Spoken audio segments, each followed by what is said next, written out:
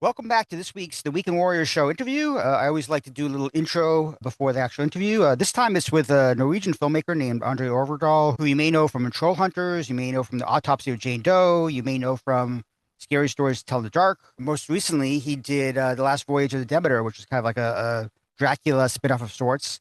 His new movie is called Passenger. It's being released by Paramount Pictures on May 22nd for Memorial Day. It's being offered as counter program to Star Wars. So if you're not a Star Wars fan, you're a horror fan, and you want more horror after seeing Obsession last week, then Passenger might be your thing. It's a movie about a couple, young couple, traveling in a van across the country who start experiencing weird phenomenon when they come across a crashed car with a driver who's been killed, and they start experiencing strange things that tie into an urban legend about travelers involving a being called the passenger.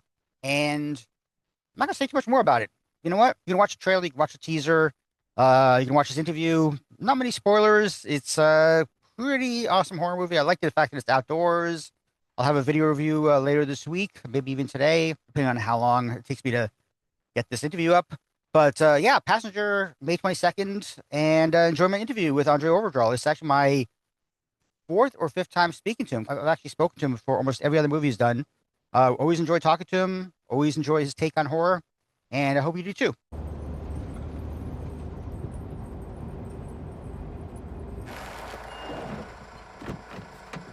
Make it quick. Dude, give me 1 minute. Yo!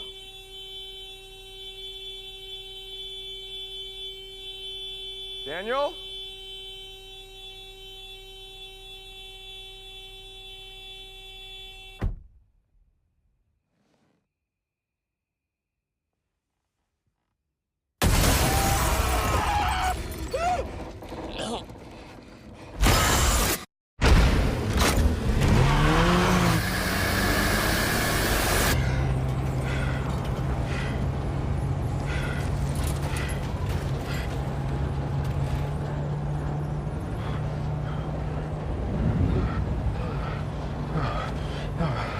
Oh, no way.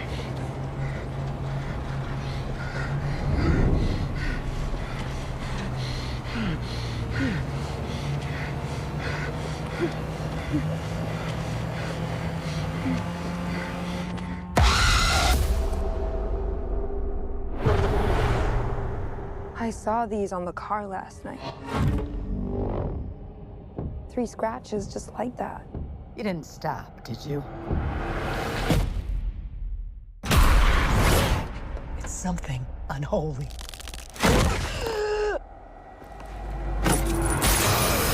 Andre, it's great to see you again. You know, I realize I've spoken to you for almost every movie you've done. I got to see this clean where I didn't actually see the trailer before watching the movie, which is really great way to see any movie. I did see the teaser, and I was really excited when I found out the teaser was only the first like 10 minutes of the movie. So Yeah. I knew the first 10 minutes, but then everything else was a surprise to me, which is always great. How did this screenplay come to you? The one from T.W. Burgess and Zachary Donahue. How did you find it, and what made you interested in making this a movie? I mean, it was actually through the producers, Gary Dauberman and Walter Amada. I'd known them for a long time in a way, and they had developed this script with the writers for a while, but actually not that long, like a year or something. And they just collectively figured I would be a potentially good candidate to direct it. So they contacted me and asked if I want to read it. And of course I said yes. And I really fell in love with it. I fell in love with the story of this couple. I fell in love with the set pieces and the road as a world for a horror movie, where I hadn't really explored that kind of yeah setting for a horror movie. And I thought that was great to have basically a haunted house movie, but on wheels. So the surroundings are always changing, even though you're always walking back into the same house, if you will. Your surroundings outside is always changing. So I found that to be an intriguing blend of elements that I hadn't seen before. Now, are these based on real urban legends of travelers? I mean, I know St. Christopher's medal, that's a thing, but I mean, are there other stuff which are actually taken from real urban legends? I mean, I would have to defer to the writers on some of that, but yes, there are urban legends about, these people along the road, vanishing people, characters that are along the road that I'm sure they must have based it on, though I never actually asked them. But no, I mean, the goal with the film was to create our own kind of legend, our own myth that we could kind of play with as we pleased. That was essentially it. Yeah. The one thing I really liked about the movie, like right away, and maybe a little bit afterwards, I was thinking about it. A lot of horror movies these days are interior. They're very much in a house, they're in a hotel, they're a very small space. This one is it goes back to Trollhunters a little bit because out a lot more outdoors. I mean, the interior of the van is the really only the interiors. So I mean, does that kind of intrigue you to kind of go back to doing more outdoor horror, which we don't see as much? Yeah, I like that aspect of it because it's just something about the nature of the vast surroundings that a movie like this really can lean into, which yeah, the more confined space of Jane Doe or most horror haunted house movies don't really do because it's just not the natural world. So no, I definitely thought that was a lot of fun. But I think that's the fun of making a road movie, whether it's a horror movie or it's a drama movie or whatever it is. I find that to be a big part of the wonder of the genre. But we do see a lot of road dramas, road comedies. We see a lot of like that kind of stuff. Like horror, not so much for some reason. Oddly, horror like even when the people driving, they eventually get to a location, and that's where a lot of it's set up. Oddly, No, I mean it's also a budgetary thing because I think you can always do a horror movie on a limited budget on being confined physically. That's easier production wise. When you go out there in the wilderness, we were shooting up in the state of Washington and we were driving around all over the state. I think we were I just read somewhere, we shot in 5 counties in Washington, no, wow. which is, was news to me, but I was there. But it was all, I don't know. I think that's such a wonderful space to yeah to bring out the American highway. It's also kind of throws back to Autopsy of Jane Doe because it's a smaller, more compact cast than a lot of movies you've done recently. It kind of goes back. It's really just two characters, including then Melissa Leo's. So like, how do you go about casting the two actors to play Tyler and Maddie because they're so crucial to the movie working?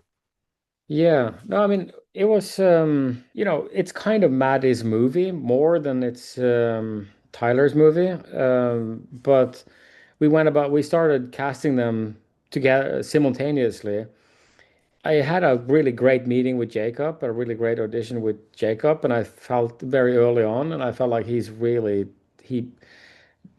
is what I think this movie needs.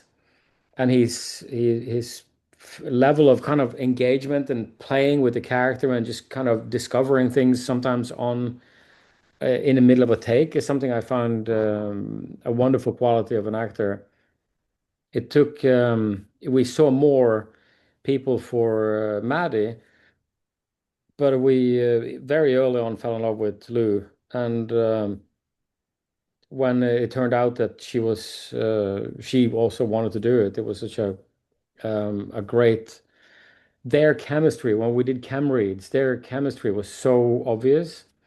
They really had such a wonderful rapport on screen when we did it, even on, just basic video camera setups in a room.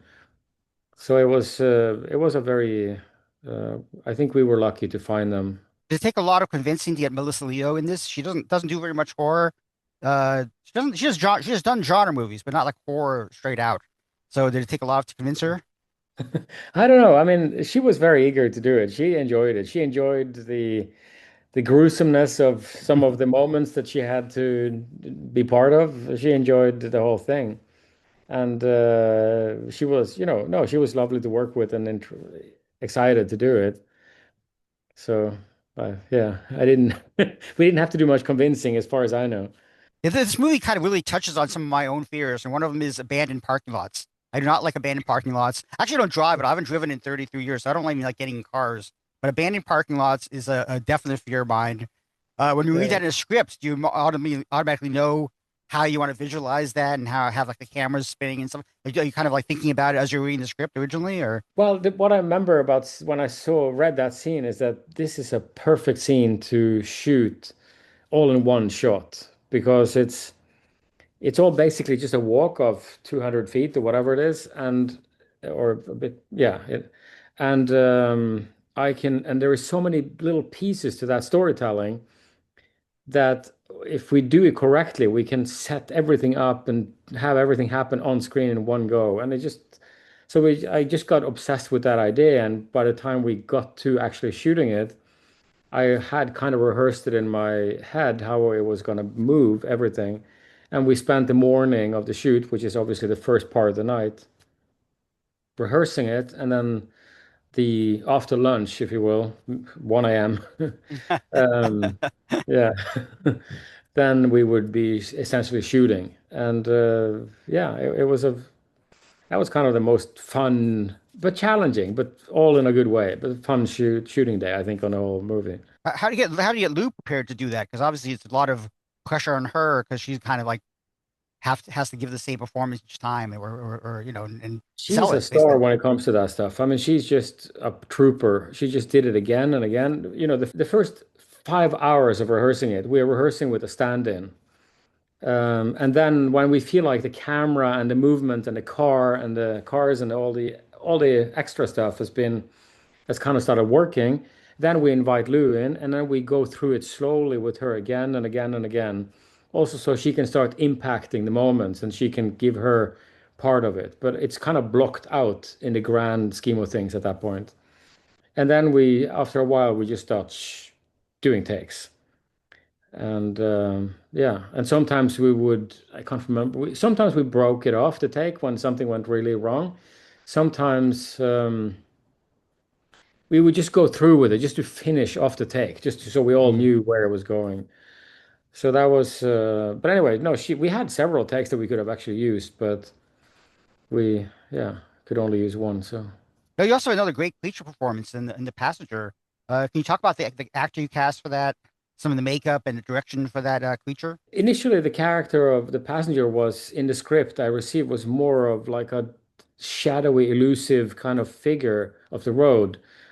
But after a while, we realized that we wanted a more physical manifestation, more of an actor, more of a character. And we started interviewing like creature performers and people who were adept at doing this kind of blend thing. But then one day we decided to do just like a straight up audition with some actors, and then the casting people sent in Joseph Lopez, and he was just so immediate. As soon as he walked out of the audition room, that's the guy. We don't need to see anymore, really. So it was a very easy choice, and he was so lovely to work with. And we wanted to base it off of him and just augment him when it comes to this, just kind of fairly simple layers of makeup comparatively compared to, full on. But eventually he needed to evolve into something else. In the end, we needed to see him, yeah, needed to see some expansion on his presence. I love that. It reminded me of Angus Scrimm as a tall man in Phantasm, one of my favorite movies. Yeah, So no. I always ask you about other things. Is scary stories tell in the dark? Is that something which might be possible now? Is it? I mean, I guess Guillermo just finished his big dream project, so is he ready to go back and produce some other stuff now? You Yeah, thought, I mean, it's not really about us. It's about the fact that it's hard the um the ownership after the oh, first sure. movie was done was split between two companies that both folded, and Oh, right. then new owners owned it, and then it's just been kind of a very time-consuming process to untangle the rights and have one. That's actually really what's been going on behind the scenes for the last few years. But Oh, maybe gotcha. we're looking at, but there is hope that it might resolve sooner than later. Okay. Well, Lionsgate has a lot of money from the Michael Jackson movie now, so it's not a money problem. um, um, so it's funny. I think a few times I spoke to you, you were supposed to direct The Long Walk, the Richard Bachman book. Do you actually go see movies? Like when you actually don't do them, do you actually go see the movies to see how they turned out and to think how you do differently? Like what I'm curious about that. I mean, sometimes I do, sometimes I don't. I did eventually see Long Walk, and I thought it was a really great movie. So I'm happy to have seen that movie be made that way. I thought that was, you know, an amazing cast. Mhm. Just Oh yeah. the boys were just brilliant all across the board. So no, but that was yeah, I'm sorry that I never got to direct that movie because it was kind of I really felt for it. But it was watching the movie in the end that he actually made, I thought it was really great. So audience isn't going to know the difference. Well, there's all Stephen King is writing so much stuff all the time. There's so much more Stephen King stuff to adapt. So hopefully someday you'll find one. I mean, I hear I spoke to the writer of The Long Walk, and he said it was very nerve-wracking getting approval from Stephen King on anything. We sent a script to Stephen King, waiting for his approval. It's nerve-wracking.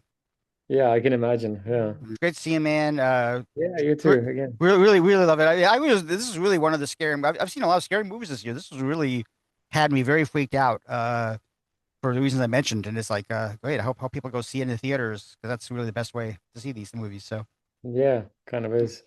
Yeah. thanks, man. Take care, Thank man. you. Something's following us.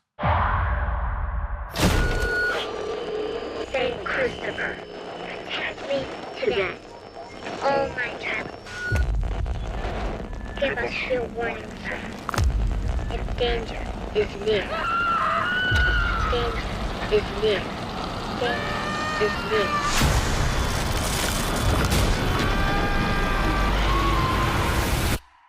No one outruns a passenger.